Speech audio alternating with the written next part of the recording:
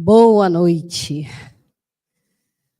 Bem, acho que muitos aqui devem me conhecer, né? Sou tarefeira da casa, estou aqui com mais frequência aos domingos, menos às terças, mas recentemente estou incorporando os horários que eu consigo. Isso é muito importante, né? Sobre o tema, vamos falar sobre caminho seguro.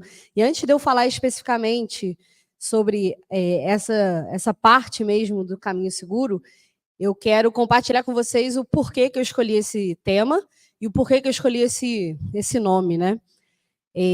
Eu trabalho com segurança do trabalho e isso é bastante desafiador, podem acreditar.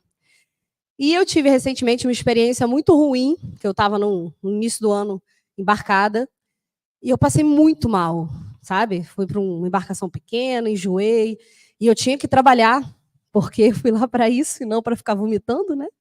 Mas o meu organismo não respondia e eu comecei a ficar muito agoniada. A gente passou por tempestade, estava na Bacia de Santos, ondas 4, 5 metros. E aí eu lembrei do livrinho que eu costumava carregar na bolsa e que ele estava lá, chamado Caminho Seguro. Então, do segundo dia em diante, eu comecei a mentalizar e ficar cada vez mais próximo, né, do meu mentor, dos espíritos amigos ali, dos mentores das pessoas que estavam na embarcação.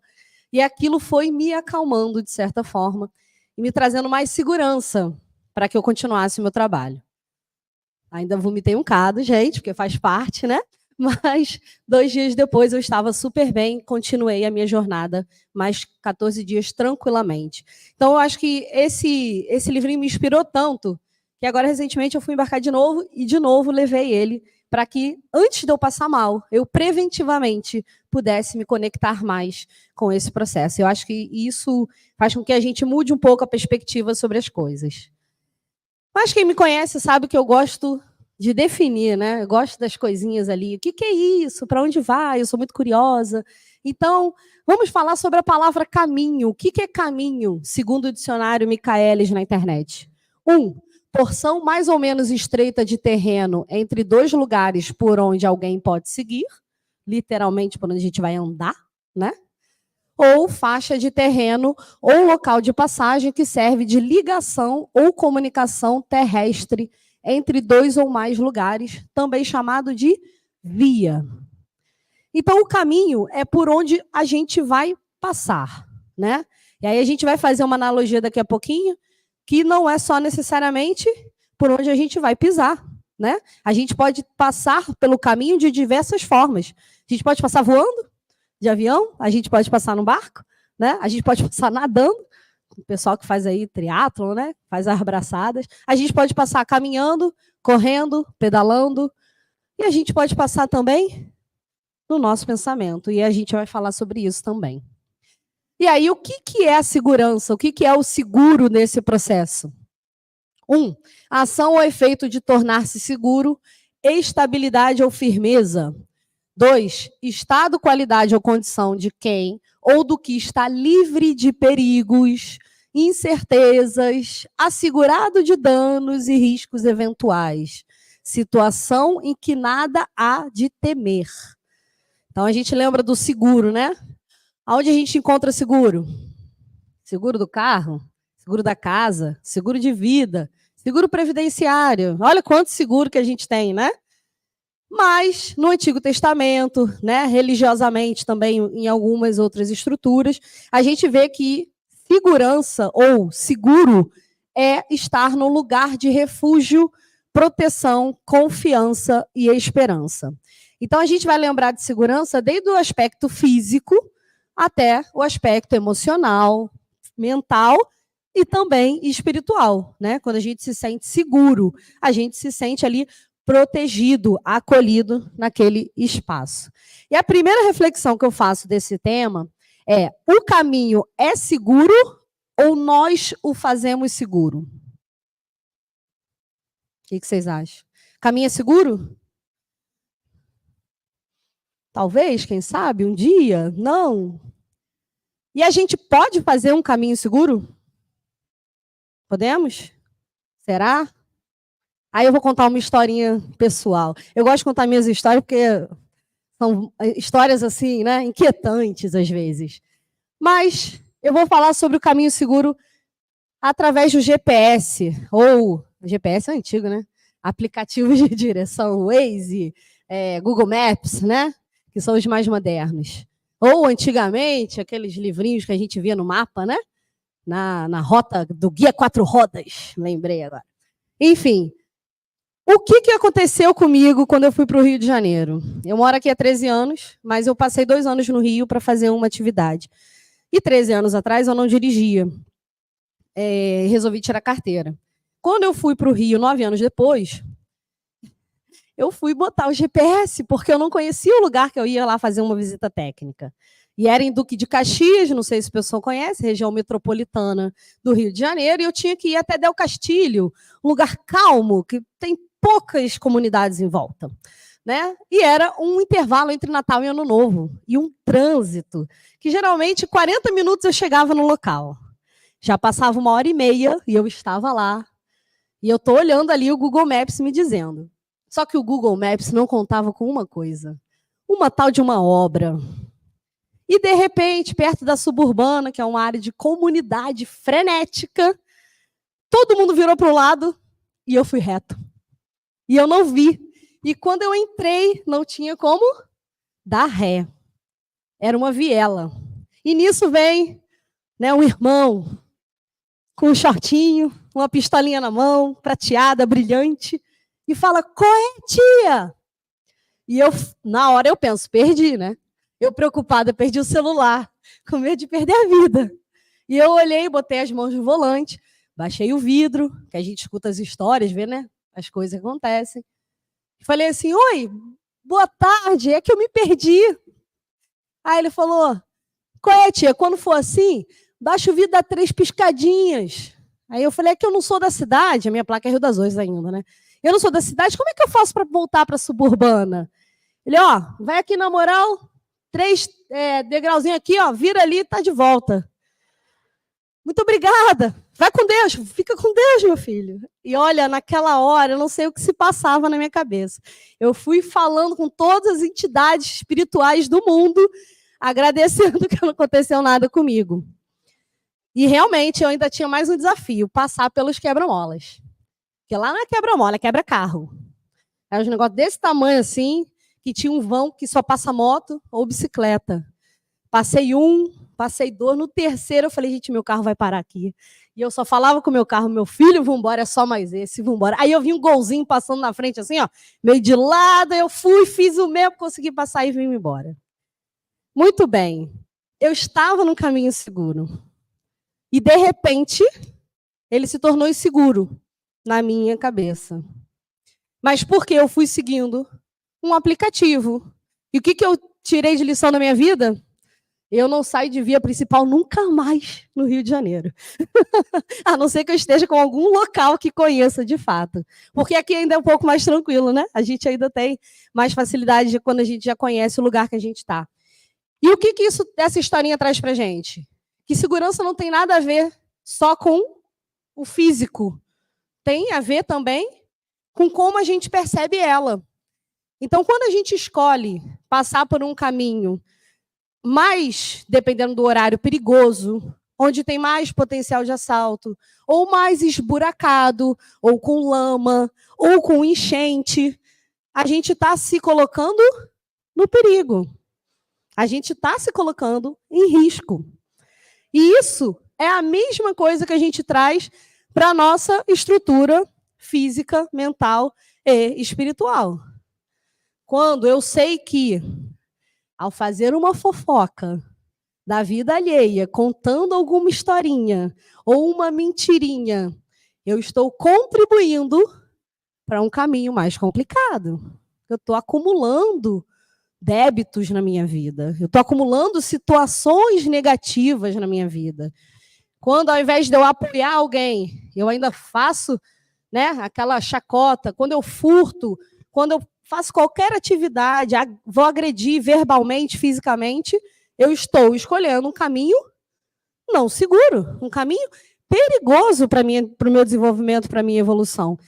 Então, a gente vê que, do aspecto do carro, do físico, E naquele momento, eu, graças a Deus, né, já tinha 10 anos de casa espírita, me ajudou muito eu manter a minha calma. Lembrar do que me ensinaram.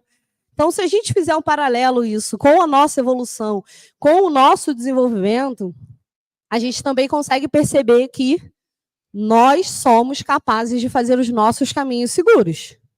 Ah, eu tenho um problema de vista. Quando eu tenho vários casos de carro, né? Porque o carro realmente foi emblemático na minha vida. Mas quando eu tirei carteira, eu também não eu uso óculos desde pequena. Eu tinha pavor de dirigir à noite. E aí eu ia para o trabalho, o horário de saída era 5h17, que era o horário de feriado que a gente compensava. Dava 5h30, ficava escuro, eu trabalhava na Zen, né? Aí eu falava assim, pessoal, Woody, não dá carona? Eu falei, dou, até 5h30. Se sair de 5h30, eu não vou dar carona, vou ir embora, porque eu tinha medo de dirigir à noite. Até que um colega falou, não, eu vou com você, eu vou te ajudando, vou te sinalizando, ó, preste atenção aqui nesse lado e tal. E aí eu fui ganhando confiança de fato. Eu fui tendo orientação de alguém mais experiente. O que são os mentores falando com a gente? Né? Não é uma orientação de alguém mais experiente? Alguém que pode, de fato, ajudar a gente? O que são os nossos instrutores? Nossos pais, tios, avós, companheiros, que às vezes não tem nada a ver com idade, mas tem a ver com vivência. A gente sabe que cada um aqui tem uma idade biológica, mas cada um aqui também tem uma idade reencarnatória. Então, quando a gente passa a ouvir, a gente torna o nosso caminho também mais seguro. Então, vamos lá, a gente precisa conhecer, ouvir. Basicamente, são as coisas que a gente vai fazer ali para tornar o nosso caminho mais seguro. E a segunda reflexão que eu tive foi, podemos tornar o caminho do outro seguro? Eu posso falar assim, Dorinha, vem cá que eu vou te botar na segurança, hein? O que você acha? Sim, não, talvez? E aí eu vou usar um exemplo muito lúdico. Calçada na rua. Né? Alguns lugares, algumas prefeituras têm organização, outras nem tanto, para fazer a base da calçada igual.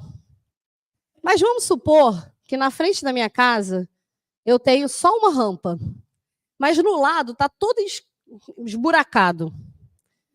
A minha rampa está, ó, segura, tranquila, chuchu, beleza, eu desço de bicicleta, de boa. Mas a do lado, assim, ó, um passo, está toda esburacada. Aí um dia eu vou ajeitar, pô, quebrou minha rampa, eu vou ajeitar minha rampa então aqui. Me custa botar 20 centímetros a mais de concreto e ajeitar a rampa que está esburacada? Vai custar, né, alguma coisa e tudo, mas no geral, eu posso fazer isso? Posso. Eu ajustar a calçada do lado vai facilitar alguém que esteja com carrinho, alguém que esteja com dificuldade de mobilidade? Eu posso ajudar, não posso? Então, é possível tornar o caminho do outro seguro? É possível. Mas quem conhece aquela pessoa que vê tudo certinho que andar na rua? Vai lá para o outro lado, fala, não vou passar aqui não. Que tem ciclovia na Roberto Silveira e resolve andar na via. Quem conhece? Não sou eu só, hein, gente? Eu tenho certeza. Então, eu posso tornar o caminho do outro seguro, mas com uma condição. Se ele ou ela quiserem. Então, se eles não quiserem, nada vai passar, nada vai acontecer. Então, eu posso ter o caminho mais seguro do mundo, as melhores vias, iluminação, tapetinho na pista, que se a pessoa resolver entrar no meio do mato, quiser fazer uma trilha, vai, de repente, encontrar um desfiladeiro, é com ele ou com ela, né? Então, essa é outra reflexão. E a terceira reflexão que me veio à mente foi, podemos dizer que segurança tem a ver com escolha? Sim, né? Porque quem decide todos os dias o que nós vamos fazer somos nós mesmos. Então não tem como eu chegar para a Fabi e falar, Fabi, amanhã você vai acordar às 6h10, vai tomar café. Ó, não come mamão não, hein? Come a banana. Eu posso falar o que eu quiser. Mas e se ela quiser seguir ou não, a responsabilidade é dela. A consequência é dela.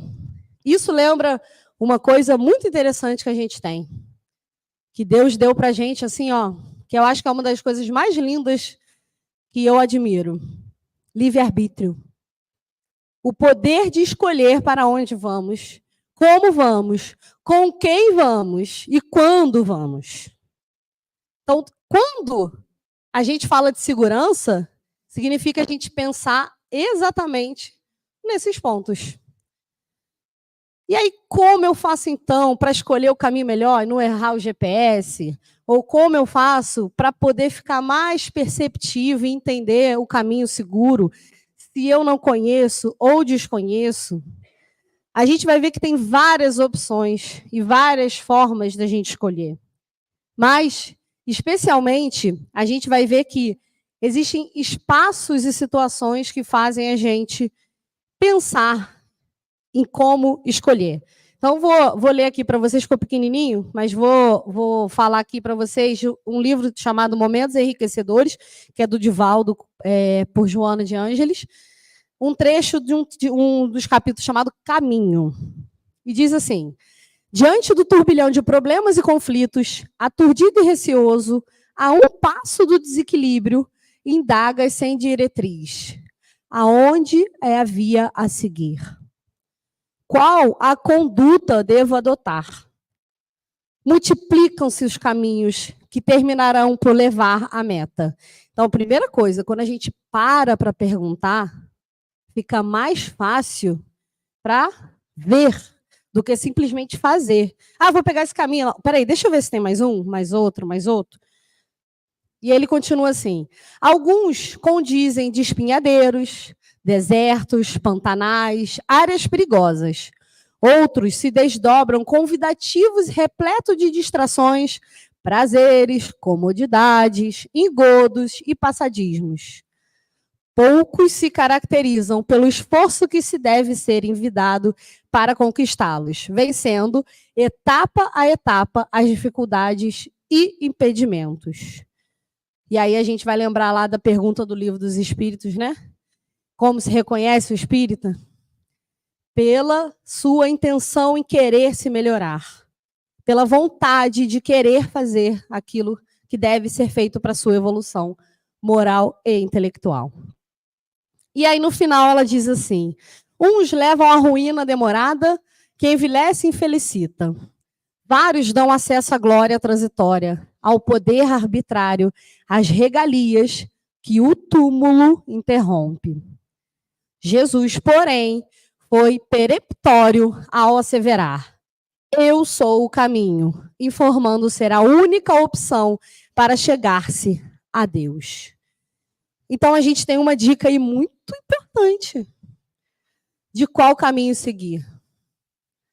O caminho de Jesus. O caminho de um espírito que veio aqui para mostrar para a gente coisas que há 2024 anos a gente está tentando aprender. Que é o básico. É o básico, né? Amar a Deus sobre todas as coisas e ao próximo.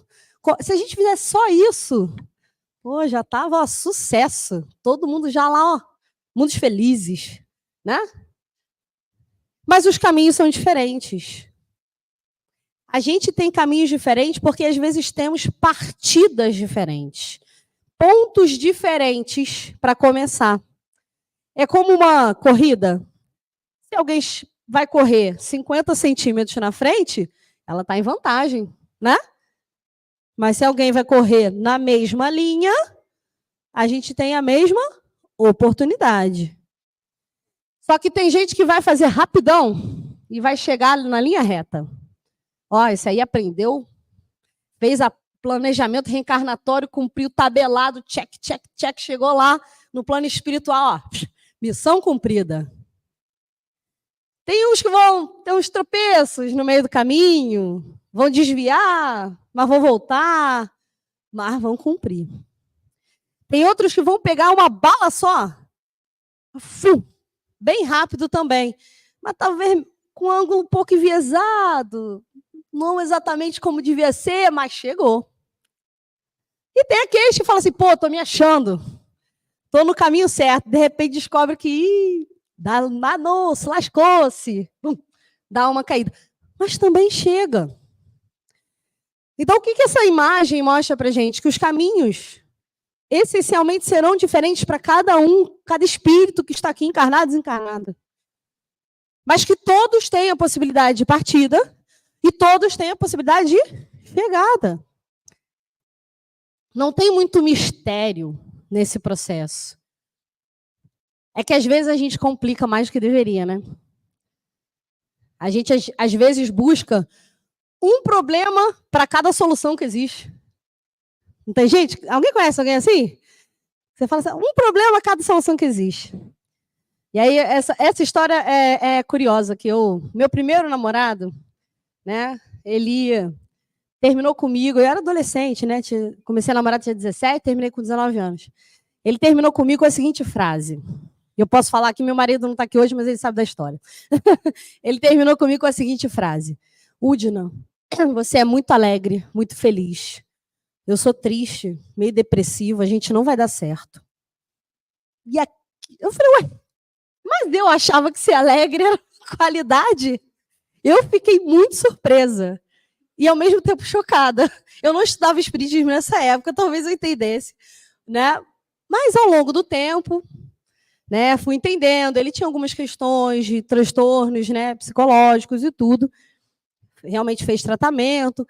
10 anos depois, eu passei por uma situação de saúde muito crítica, operei o coração e tudo. E aí ele viu na rede social, e eu estava um dia precisando, a mãe dele era médica, de uma receita. Liguei e falei, Felipe, me passa o telefone da tua mãe, estou precisando, não sei o quê. Aí ele, não, tá, anota aí. HU, você passou por uma cirurgia de coração? Eu falei, passei, tá tudo bem. Tem 3 anos, tô vida normal, de boa. Aí ele, pô, tu é maluca mesmo. Tu passa a cirurgia de coração, tá aí achando que a vida é bela, que não sei o quê. Eu fui fazer uma operação de apendicite, quase morri, e não sei o quê. Aí ele começou, mas é que eu estou sofrendo muito. Aí eu falei, eu tô em Belém do Pará. Ele era de Petrópolis. Estou em Belém do Pará, é muito quente. A vizinha tem 7 gatos e tem pelo em todos os cantos e não sei o quê. Aí eu falei, meu filho, mas então vai fazer concurso para outro lugar. Mas pós-doc de história, que era a área dele, né? Não tem, e só tem lá no sul e é muito concorrido. Aí eu falei, tá, universidade privada. A universidade privada paga mal. Aí cada coisa que eu comentava, eu não falei para ele fazer, né? Dei ideias, ele me vinha com uma situação de que não ia dar certo. Naquele momento, naquele dia, eu falei, Senhor, obrigada pelo livramento. Né? Você imagina viver 10 anos, 20 anos com uma pessoa que não consegue ver a alegria de viver. O sol maravilhoso, que às vezes é quente, gente. Eu sei que a gente, né, às vezes sofre.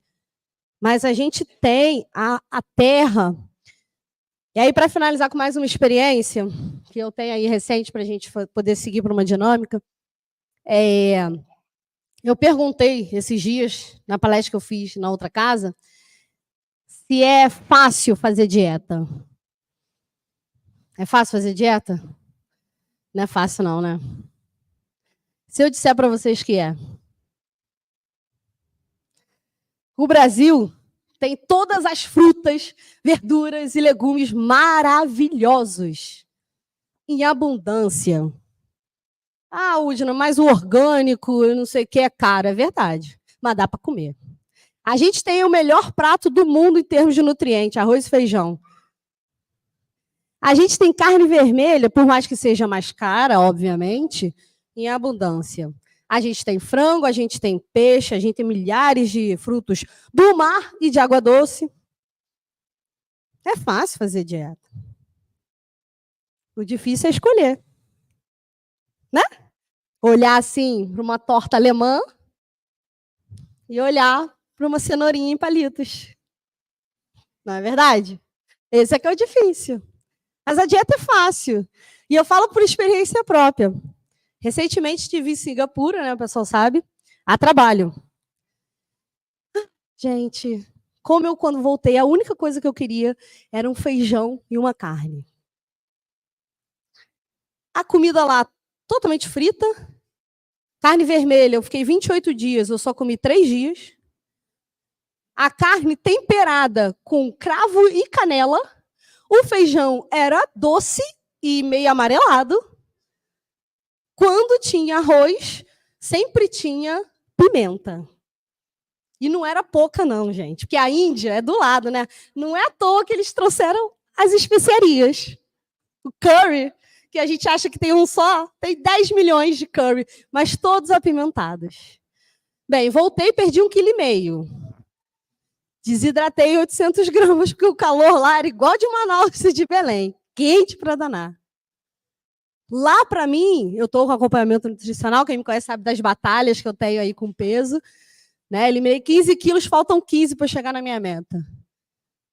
Mas lá foi absolutamente mais difícil manter a minha dieta. Que aqui, ó, chuchu, beleza. Né? Ainda tem uma amiga aí que faz umas comidinhas lá, mede, pesa e tudo pra gente, melhor ainda. Mas é fácil. A gente aqui é fácil. Lá eles são magrinhos porque come pouco. Gente, come pouco também lá. O pessoal, as quentinhas, comidinha, só come aquelas algas, né? Aquele negócio, o negócio é complicado. Então, na verdade, eu falo para vocês que muitas vezes a gente acha as coisas difíceis. Mas não são. O que torna fácil ou difícil é a nossa escolha. Claro, Udi, né? É muito mais fácil escolher uma torta alemã do que um palitinho de cenoura, sem sombra de dúvida, gente. É muito mais fácil escolher ir para a festinha do que vir estudar aqui? Sem sombra de dúvida. É muito mais fácil dormir até mais tarde e dizer que eu não tenho tempo para fazer exercício? Sem sombra de dúvidas. Mas tudo vai depender da escolha. Né? E aí eu queria fazer uma rápida dinâmica aqui, que alguém cantasse para mim, igual no bingo, né? Esse ano eu não vou estar na festa junina. Gente, aproveita. E quem nunca vê a festa, aproveita, que esse arraiá aí é único em Rio das Ostras. Queria que alguém cantasse aí para mim um número de 13 a 202. Epa, aí, ó. Já foi no alto. Que era assim, eu vou contar para vocês. 65. O título é Esperança. Não decorda a desesperança. Lamentar-se faz mal. É hábito que impede o crescimento da paz. Ver nos outros os defeitos é ter maus olhos. E se queixar de tudo é pôr lenha na fogueira da tristeza. Mesmo no que parece ser uma catástrofe, há um lado positivo. Se ainda não tem, crie a esperança. E trate bem a si e aos outros. Desesperança é espinho no coração, mas esperança é flor de agradável perfume. Não se lamente, você nasceu para ir em frente, senão não teria nascido. Quem vai cantar o próximo? 48, vamos lá.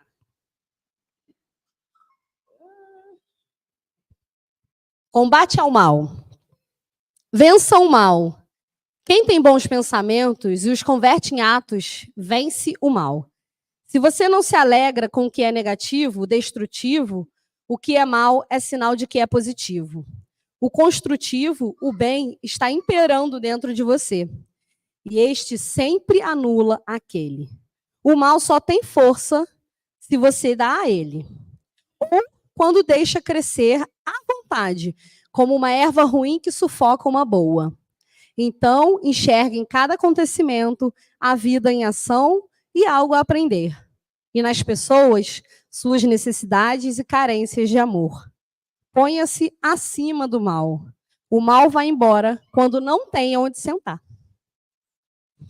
E o último? Escutei? 7, 8? Quem foi que falou 7? 7, 8, lá do fundão. Turma do fundão é boa, geralmente é. Sei não, hein, Fabi? Turma do fundão é boa?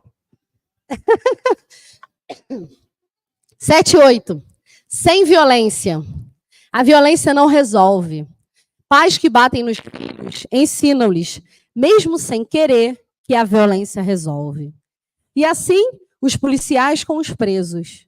Mas ainda pior é a violência mental, a dos argumentos que distorcem a verdade.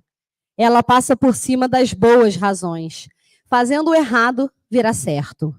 Mesmo que a hora, o assunto ou a pessoa exijam um posicionamento firme, haja com calma, com equilíbrio, pois é este que lhe fará bem. Só o amor resolve. Quem lança a mão da espada, a espada morrerá, disse Jesus.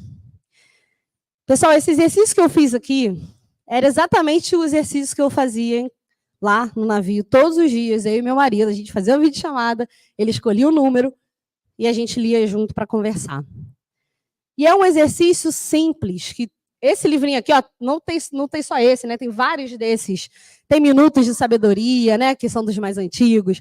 Tem o próprio Fontes, Caminho, Verdade e Vida, tem pequenininho também. Tem vários desses que a gente chama de pocket, que é sempre bom ter na bolsa, no carro, perto da cama. Porque no momento desse, que ele vai fazer assim, ó, analisa se esse caminho é o do GPS ou se é o caminho certo. Vê se tu está escutando a fala correta. Então, ele é como uma ferramenta, né? Não é a solução dos problemas, não é do dia para a noite, mas é como uma ferramenta. É uma ferramenta que ajuda a gente a vivenciar e a ter, né, os espaços, de fato, de pensamento. E aí eu termino, depois eu quero ver se vai entrar a música, mas eu queria terminar com essa citação, que diz o seguinte: quão estreita é a porta e apertado o caminho que conduz à vida, e quão poucos são os que acertam com ele. Isso está em Mateus, capítulo 7, 14, dito por Jesus.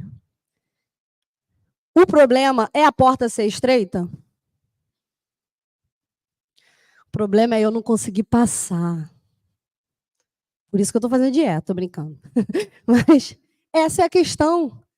A porta não pode se alargar porque eu estou no sentido confortável da minha evolução. Eu preciso me adequar e evoluir moralmente e intelectualmente para passar pela porta.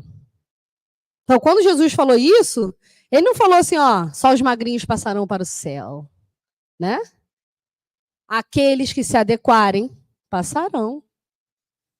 Então, cabe a nós escolher se vai lidar com a alegria, com a desesperança, com a violência, com o amor, da forma que a gente entende, segundo o que a gente prega aqui na nossa casa, o Evangelho. Segundo a doutrina espírita.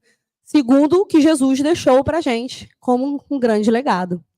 Então, no final das contas, eu sempre falo isso, é sempre sobre a tal da reforma íntima. A gente roda, roda, roda, roda e cai na reforma íntima. A gente roda, roda, roda, cai na reforma íntima. Significa escolha.